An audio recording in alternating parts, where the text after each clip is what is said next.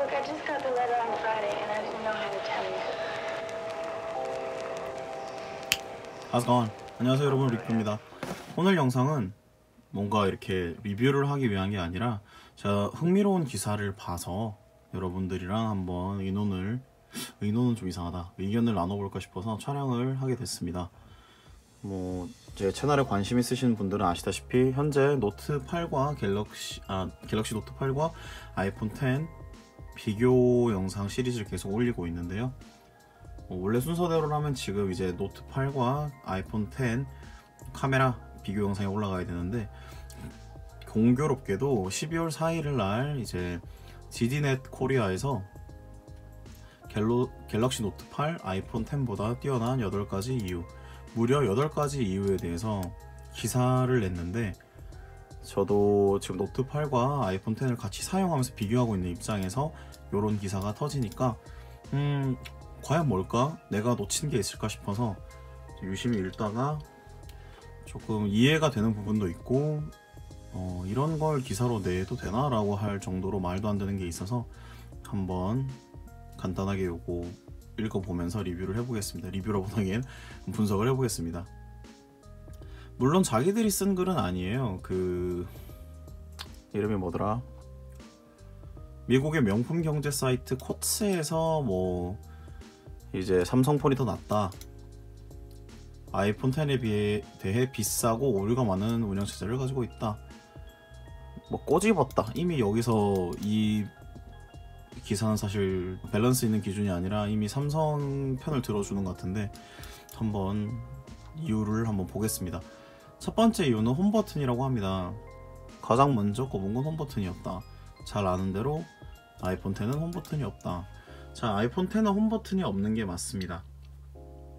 그럼 저희들이 다시 반론을 해야 될 건, 아이폰 10이 홈 버튼이 필요한가? 그거에 대한 이유로 자기들이 말하기에는 적응하는데 한 달 가까이 걸렸다. 하지만 갤럭시 노트 8은 여전히 대형 디스플레이를 사용하면서도 이용 습관을 바꿀 필요도 없었다.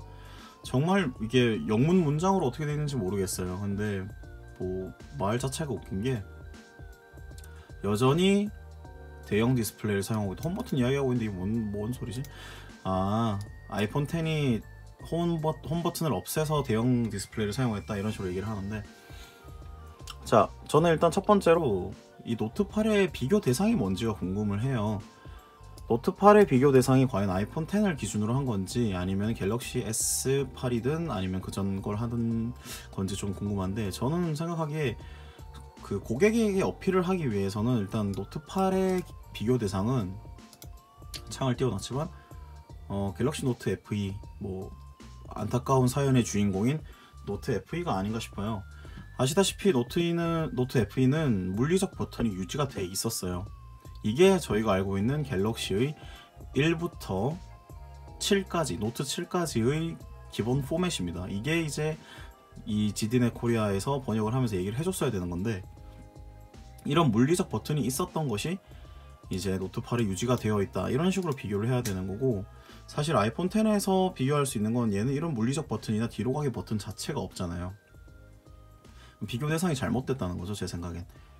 그리고 노트 8에 있는 이 강제로 만들어 놓은 가압식 홈 버튼이나 이런 거는 사실 이거랑도 또 다른 거잖아요. 지금 보시면 아시겠지만 여기 이제 가압식으로 홈 버튼을 작동하게 만들어 놨어요. 근데 그게 사실 있는지도 잘 모르겠고, 아래에서 떠지는 이런 플로팅 형식으로 바꾸긴 했는데,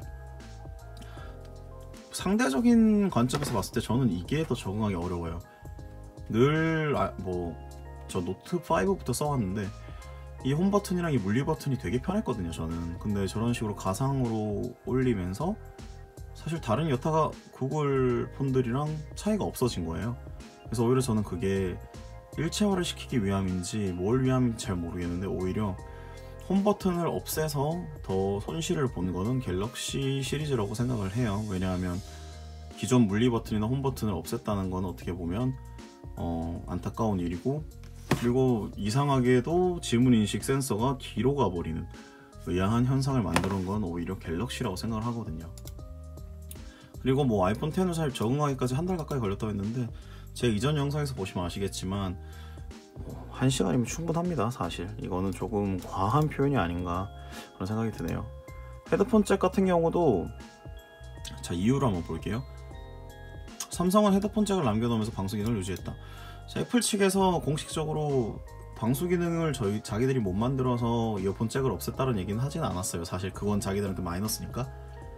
근데 이런 근거가 없는 얘기를 해도 되는지 잘 모르겠고, 그리고 현재 트렌드는 또 바뀌고 있잖아요. 뭐 구글의 픽셀 맞죠? 픽셀 같은 경우도 이어폰 잭을 없앴고요. 이런 이제 어댑터를 제공을 함으로써 삼성 뭐 애플 따라가냐 이런 얘기도 나올 정도였으니까. 그래서 이거는 사실 이어폰 잭이 꼭 필요하신 분들은 그렇겠는데 이어폰 잭을 사용 못하는 건 아니잖아요. 그래서 이게 아주 크리티컬한 이유가 되나? 그런 생각도 좀 들고요.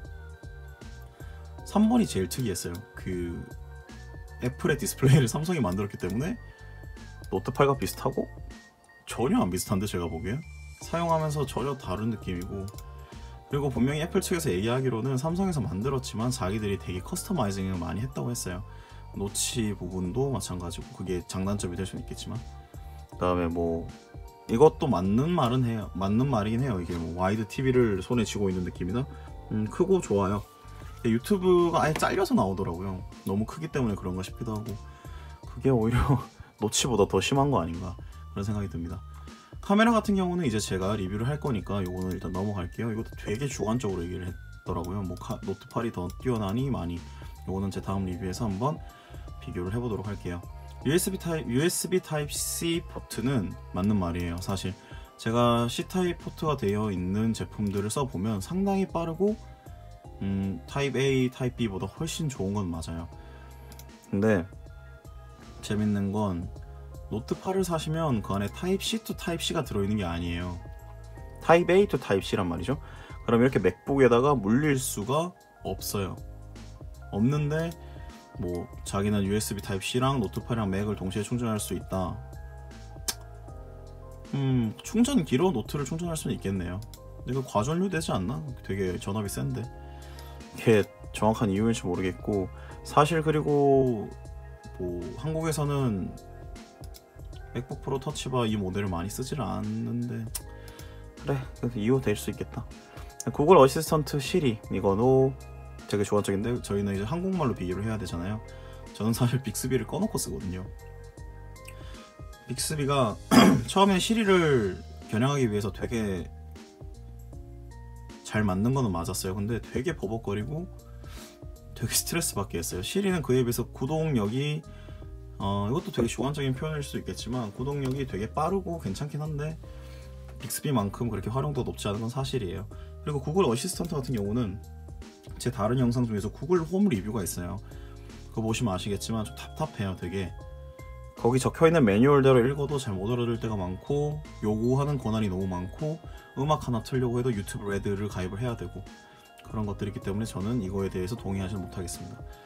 S펜 같은 경우는 뭐 전적으로 동의를 해요. 제가 노트8을 산 이유도 S펜 때문이고, 이거는 전적으로 갤럭시 노트에 손을 들어줄 수밖에 없는 상황입니다. 애플 같은 경우는 좀 반성을 해야 되는 게, 이렇게 잘 만들어 놓은 펜슬이 있음에도 불구하고, 물론 비싸지만 아이패드 프로에만 적용시킨 데는 물론 자기들만의 뭐 세그멘테이션 전략이 있겠죠. 하지만 아이폰 유저들도 뭐 계속 요구하고 있던 거니까 애플이 앞으로 어떻게 반응을 해줄지는 좀 지켜봐야 될 것 같습니다. 잠금 상태에서 알림 표시는 이거 말하는 것 같은데 정확한 표현법 단어도 없으면서 이렇게 옮겨 적으면 되나 모르겠어요. 진짜 Always on 디스플레이를 말하는 것 같은데 저도 이걸 되게 유용하게 잘 쓰고 있거든요.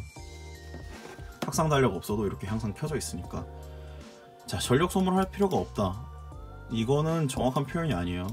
제가 알기로는 삼성에서 공식적으로 갤럭시 S7일 때 뭐 정확한 오피셜 자료를 가져오면 좋겠는데 지금 안 보여서, S7 같은 경우는 1시간에 1%씩 소모가 된다. 뭐 삼성에 문의한 결과 10시간에 6.5 배터리를 소모한다. 즉 소모를 한단 말이에요. 근데 이렇게 근거도 없이 소모 안 한다 이렇게 표현하는 거 되게 안 좋은 것 같고, 왜냐하면 이거를 확실히 느낄 수 있는 건 저전력 모드를 들어가잖아요. 아이고. 갤럭시에서 만약에 저전용 모드로 들어가게 되면 어딨지? 절전 모드. Always on 디스플레이를 사용하지 않는다고 한단 말이죠. 이 말인 즉슨 얘가 전력을 소비한다는 소리예요. 이런 식으로 전달을 하면 사람들이 잘못된 정보를 인지할 수가 있는데 이게 기사에 걸맞는 게 맞는지 이런 오보를 해도 되는지 잘 모르겠네요. 그리고 뭐 사용성 면 차이 있을 수 있죠. 근데 저는 이미 이 기사에 잘못된 정보를 넣음으로써 이미 이 항목에 대해서는 문제가 있다고 생각을 합니다. 뭐 최종적으로 애플이 언젠가 10년 전에 오리지널 아이폰과 같은 혁신적인 제품을 내는, 저는 이게 말이 되게 웃긴 게 페이스 아이디 그거 누가 만든 거예요? 애플이 만든 거잖아요. 삼성이 만든 게 아닌데 저는 그게 또 다른 혁신이라고 생각을 하거든요. 해보지 않은 걸 자꾸 하니까. 근데 얼마나 더 사람들을 깜짝 놀래게 혁신적인 제품을 내놓는다 이런 말로 계속 우려먹을 수 있는지 잘 모르겠어요. 쓸데없이 홈 버튼을 옮기고 지문인식이랑 홍채인식까지 꾹꾹 집어넣는 게 혁신인지, 아니면 뭐 시대에 맞게 뺄 거 빼고 집어넣는 게 혁신이 맞는지, 혁신이란 단어에 대해서 저희가 다시 한번 재고를 해볼 필요가 있다고 생각을 합니다. 약간은 템포가 올라간 그런 이제 설명이 됐는데, 어쨌든 요건 제 주관적인 생각들이고 또 이어지는 노트8과 아이폰 10의 카메라 비교를 위해서 밑밥을 까는 정도의 그런 요인으로 저한테 적용이 됐지만, 아무튼 혹시 다른 아이디어나 뭐 덧붙이고 싶으신 말씀 있으시면 뭐 댓글 달아주시거나 아니면 제 이메일로 회신해 주시면 같이 얘기를 좀 나눠봤으면 좋겠어요. 사실 이런 기사들이 오히려 소비자들에게 현명한 구매를 하는 데 있어서 문제를 주는 것 같아요. 왜 이런 얘기를 하냐면, 저도 이제 리뷰를 하다 보면 노트8도 분명히 좋은 기기고 아이폰 10도 분명히 좋은 기기가 맞아요. 근데 저 또한 되게 힘들거든요. 이걸 딱 주관을 잡아서 비교를 하는 게. 특히 저번에 S8이랑 아이폰 10 비교를 할 때도 이게 좋네 저게 좋네 라고 계속 얘기를 하시면 되게 힘들더라고요. 저도 주관을 유지를 해야 되니까. 근데 이런 식으로 아예 한쪽 편을 들면서 근거가 정확하지 않은, 사실 여기서 제가 인정하는 건 한 두세 개밖에 안 되잖아요. 근데 8가지나 있다라고 하면서 꾸역꾸역 이렇게 얘기를 하는 거는 기사로서의 의미는 없다고 봅니다. 누가 그러던데? 카더라 통신밖에 안 되는 거죠. 자, 뭐 어쨌든 오늘 이렇게 중간에 처음으로 한번 웹사이트 리뷰를 해보게 됐습니다. 좀 어색하네요 이런 거는. 자, 아무튼 오늘 리뷰는 여기까지고요. 이어지는 노트8 아이폰 10 카메라 리뷰에서 다시 조금 밝은 모습으로 만나 뵙도록 하겠습니다. 오늘 영상은 여기까지입니다.